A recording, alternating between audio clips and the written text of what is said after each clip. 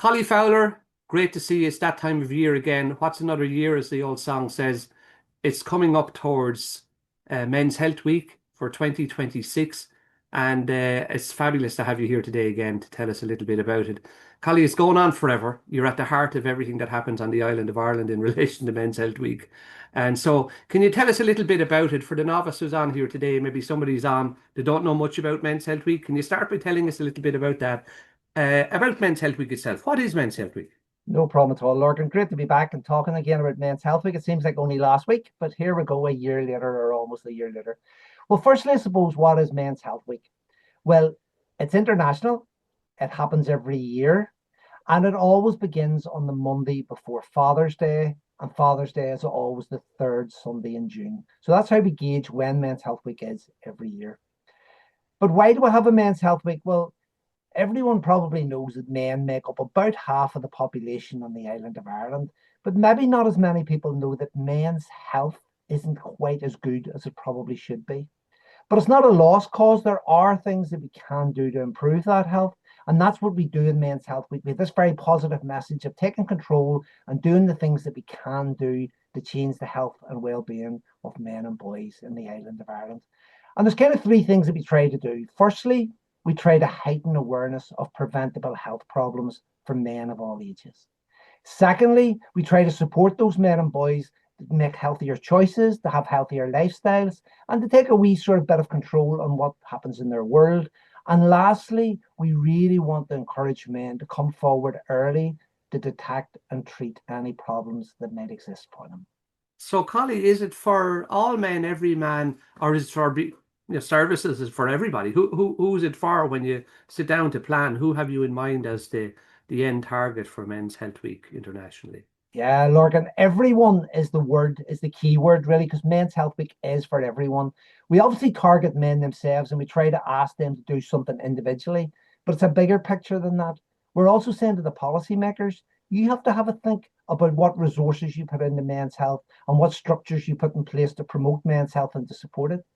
We say to the service providers across the island of Ireland, what are you doing for men, if anything at all? And is there a way that you can tweak your services to make them more male friendly and male inclusive? And of course, for the general public, we're really keen to get them on board as well, to support the men in their lives. And women have a great role to play in men's health. We're not asking them to take responsibility for it, but to be that person who nudges the men in their lives along, their brothers, their husbands, their sons, their uncles, their fathers. And Collie, when you were saying about that, that everybody can be involved, and we know, for example, you have highlighted it there that literally beyond gender, many people play a major role in relation to uh, what is men's health. For this year, there's over 100 partners, I think, that have sat down to be part of the planning in relation to Men's Health Week. So every year there's a different theme. What's the theme for this year, and how did you arrive at that? Well, firstly, as you said, we have 100 odd partners, just slightly over 100 partners this year. And those are organisations of all shapes and sizes across the island who give their time voluntarily to come together to meetings, which are quite long sometimes and quite big, to give their input to voting on what images will look like, what messages would look like, what themes we should be focusing upon. And after a whole load of meetings and a lot of hours of voting and meeting, that group of people came up with a theme for 2026, which is this idea of one step at a time.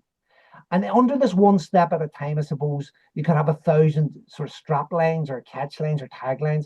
But what the real aim this year is to say to men, look, it's all about making progress. It's not just about being perfect. Don't put yourself off by saying, I have to do 10,000 steps a day if you've never moved off the chair in the last fortnight. Don't say, I have to eat 7 fruit and vegetables today if you never eat any. Start as small and simple and practically and realistically as you can, one step at a time, and celebrate every step that you make a big deal of it, and make sure everybody else knows about it as well to celebrate with you. Okay, so one step at a time. It's really, really good to go in that direction. Everybody's going to be looking at how to get involved, and especially in relation to resources. We can't do anything without resources. Year on year, you have with the team developed really good resources. What are the resources for this year that people can lean in towards and follow you up for and say, Collie, send me on these. I need to have a group here in West Clare or wherever. Great, Lorgan. Yep, every year we try to give people as many tools as possible to celebrate and mark the week. If you have a look at what happened last year, if anyone wants to have a look at last year's resources on our website, you get a better idea because they're only in the progress of being made at the moment. They should be ready by the end of April, start of May. But they include a website, a web hub where you can find information on absolutely everything you need to know about Men's Health Week in Ireland. It'll include hard copy and soft copy posters that you can put up in your shops, your community centres, your men groups, your bookies, anywhere you like in public spaces. There's some postcards that you can give to the men that you know, post it to the men you know, give it to your employees. There's lots of graphics, logos, badges, banners that you can put on your website, you can put on your email accounts, you can put on your Facebook pages if you like. And of course, there's the world of social media. But we're not even leaving it on your own.